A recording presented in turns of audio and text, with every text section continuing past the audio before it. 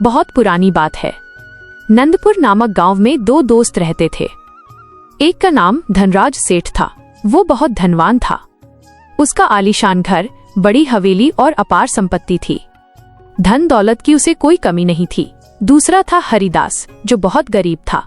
उसे 2 वक्त की रोटी भी बड़ी मुश्किल से मिलती थी। फिर भी हरिदास दयालु और नेकदिल इंसान था।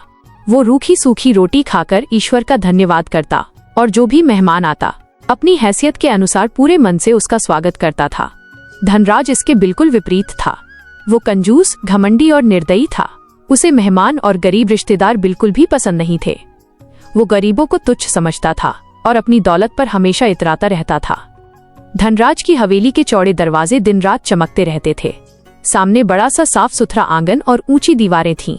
वहीं कुछ दूरी पर हरिदास का छोटा सा झोपड़ा था। मिट्टी की दीवारें, खपैल की टूटी छत, मिट्टी के बर्तन और एक छोटा सा चूल्हा। एक दिन एक बूढ़ी स्त्री गांव में आई। उसकी चाल थकी हुई थी, लेकिन उसकी आंखों में एक अलग ही चमक थी। वो सीधे धनराज की आलीशान हवेली के दरवाजे पर पहुंची और धीरे से खटखटाया। बेटा, मैं बहुत दूर से आई हूँ, बहुत थक गई हूँ। क्या मुझे एक रात का आसरा और थोड़ा सा भोजन मिल सकता है? मेरे पास कुछ भी नहीं है, बस तुम्हारी दया की उम्मीद है बेटा। अरे बुढ़िया, क्या तुमने मेरी हवेली को धर्मशाला समझ लिया है? तुम्हारे जैसे गंदे कपड़े पहनने वाले यहां नहीं रुक सकते। मेरे पास तुम जैसे भिखारियों के लिए न समय है, न जगह। फिर उसने सामने की ओर इशारा किया। सामने जो टूटा फूटा घर दिखाई दे रहा है ना, वहां हरिदास रहता है। वही तुम जैसे गरीबों का स्वागत करता है। उसी के पास जाओ। बूढ़ी स्त्री के चेहरे पर एक पल के लिए दुख और क्रोध आ गया। उसने सिर झुकाया और बोली, ठीक है बेटा, शायद हरिदास के पास मेरे लिए जगह हो। वो चुपचाप अपने थके कदमों से हरिदास के घर की ओर चल पड़ी। हरिदास का छोटा सा घर, खपैल की छत, टूटी दीवारें। बूढ़ी स्त्री ने दरवाजा खटखटाया। अंदर से हरिदास मुस्कुराते हुए बाहर आया। अरे माता जी, नमस्ते। बाहर बहुत धूप है, पहले अंदर आइए। धूप में क्यों खड़ी हैं? बेटा, मैं बहुत थकी हूँ, बस एक रात का आसरा चाहिए। माता जी, ये तो आपका अपना ही घर है। पहले बैठिए, पानी पीजिए, सांस लीजिए। हरिदास ने अपनी सूखी रोटी और थोड़ा सा पानी उनकी थाली में रखा। माता जी, हमारे पास यही है, लेकिन दिल से दे रहे हैं। बूढ़ी स्त्री की आंखें भर आईं। बेटा, तुम्हारा दिल सोने से भी कीमती है। फिर उसने अपना परिचय और बीते जीवन की पूरी कहानी सुनाई। अपने परिवार की मृत्यु, खजाने को जंगल में छुपाना, सुनार की धोखेबाजी, झूठा आरोप और वर्षों की जेल। हरिदास सब कुछ सुनकर भावुक हो गया। माता जी, आपकी मदद करना मेरा धर्म है।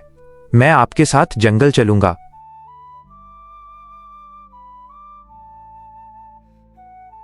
अगली सुबह दोनों जंगल पहुंचे। एक पुराने बरगद के पेड़ के नीचे खजाना दबा था। हरिदास ने खजाना निकाला। बूढ़ी स्त्री ने आधा हिस्सा उसे देना चाहा।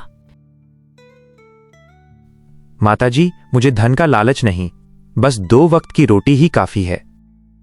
फिर भी उसने थोड़ा सा स्वीकार किया। बूढ़ी स्त्री ने कहा, मैं ये धन गरीबों में बांटना चाहती हूँ। हरिदास, तुम मेरी मदद करोगे? हाँ माता जी। कुछ दिनों बाद बूढ़ी स्त्री चुपचाप गांव छोड़ गई। हरिदास ने छोटा व्यापार शुरू किया। धीरे धीरे उसका जीवन बदलने लगा। उसने गरीबों को अनाज बांटा, बीमारों की मदद की और बच्चों के लिए एक छोटा विद्यालय खोला। गांव वाले कहने लगे, हरिदास जैसा नेक इंसान इस गांव में कोई नहीं।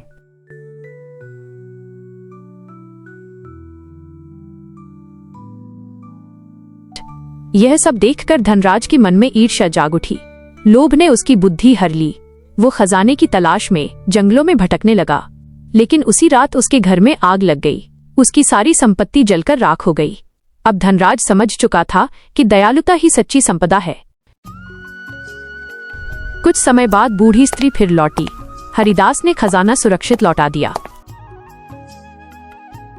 बेटा, अब ये खजाना तुम्हारा है।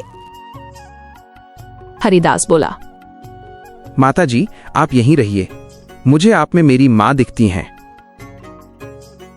बूढ़ी स्त्री मान गई। हरिदास ने सारा खजाना जरूरतमंदों में बांट दिया। उसकी कहानी पूरे इलाके में मिसाल बन गई। कभी कभी असली दौलत सोने चांदी में नहीं, बल्कि इंसानियत, दया और सच्चे दिल में होती है।